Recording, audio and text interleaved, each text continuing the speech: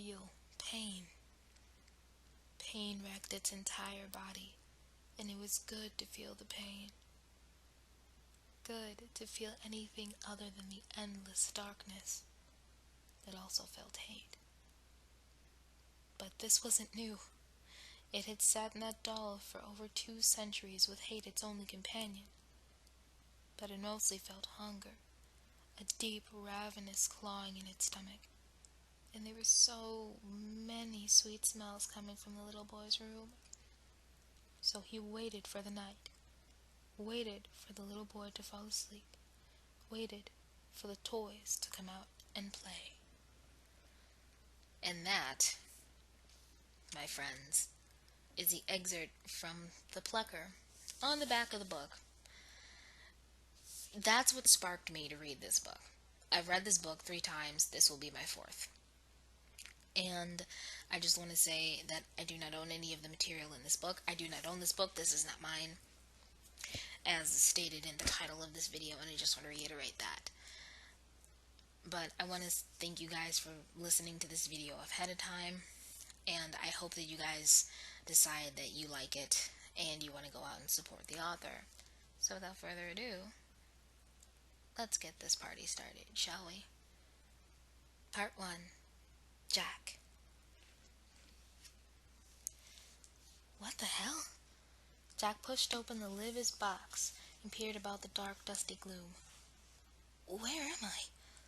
Toys he hadn't seen for years lay scattered about like discarded rags. A cold terror seized him. Holy crap, I'm in the underbed. Suddenly he realized with chilling clarity Thomas calling him a little kid's toy. Sure, the boy's 10 years old now, Jack reasoned, a swell of panic tightening his chest. I know that he might be outgrowing some of his toys, but not me. I'm still fun. Loads of fun.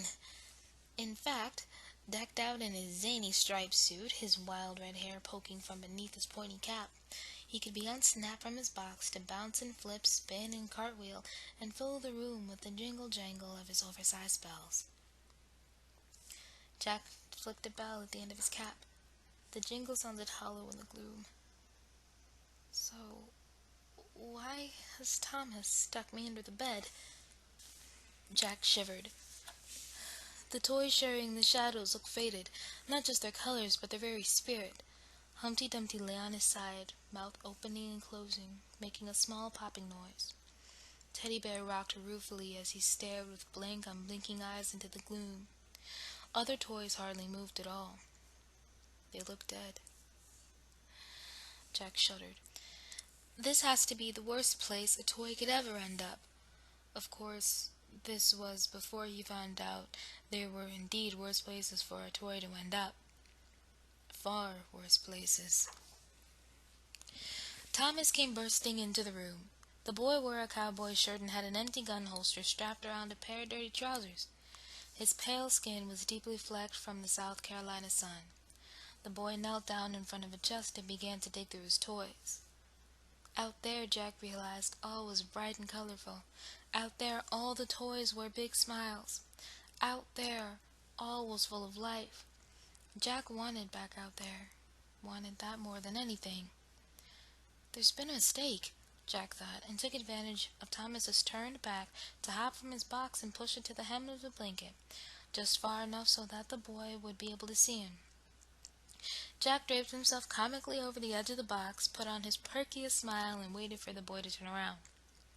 Thomas laid out several of his toys, but seemed to be looking for one in particular.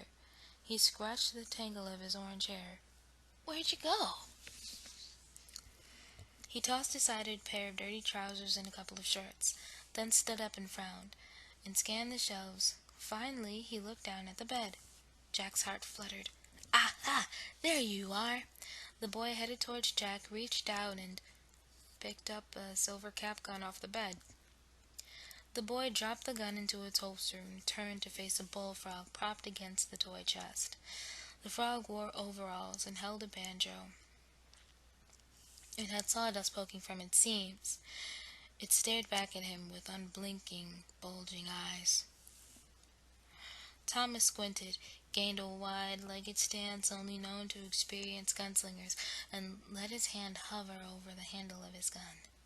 "Okay, Toad," the boy said in a low, husky whisper. "Make your play." The boy yanked the gun free, palming the hammer 6 times. But the cap gun made no report, only a dry clicking. "Damn blast it to heck," Thomas muttered. He opened the gun and fiddled with the caps. "Can't ever get this goddamn thing to line up worth a crap." Then the boy noticed Jack and looked puzzled. "Hey, how'd you get back out here?" he said, and booted Jack under the bed. Jack sat in the dark, his arms wrapped around his knees. He'd not even bothered to ride his box. He just sat there, watching Thomas play with the out there toys. "It'll be the same for them soon enough," came a tired voice. Jack peered into the gloom. "Who said that?" A stout toy dressed in uniform, with a long white beard, put 2 fingers from his battered helmet in a lackluster salute. "How easy it is to be forgotten." Jack squinted. "You're that nutcracker, the Baron." "Aye." The nutcracker perked up upon hearing his name. "I once belonged to Thomas's father. Been around, I have. Seen a lot, and I can tell you it happens to the best of them. Children grow up, and toys are often left behind. Beneath the bed is bad, but it's nothing compared to the attic, where you fade away into darkness. Up there." He looked up as if seeing, and shuddered. "Rats gnaw on your fingers and no one cares." Jack pushed his box upright, crawled in, and closed the lid.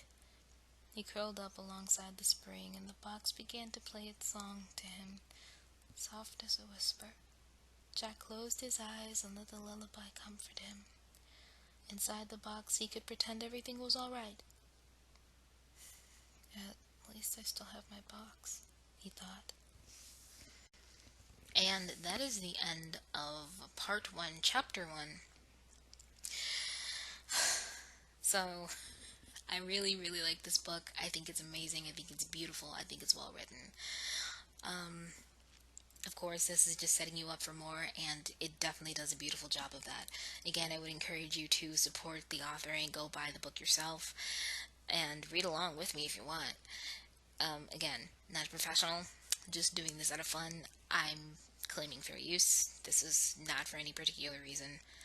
And again, I do not own any of this material. But anyway, I want to thank you guys for listening.